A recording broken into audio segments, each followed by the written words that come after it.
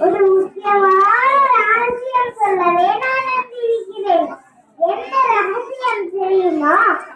எல்லோருக்கும் கண்ணனை ரொம்ப பிடிக்கும் தானே.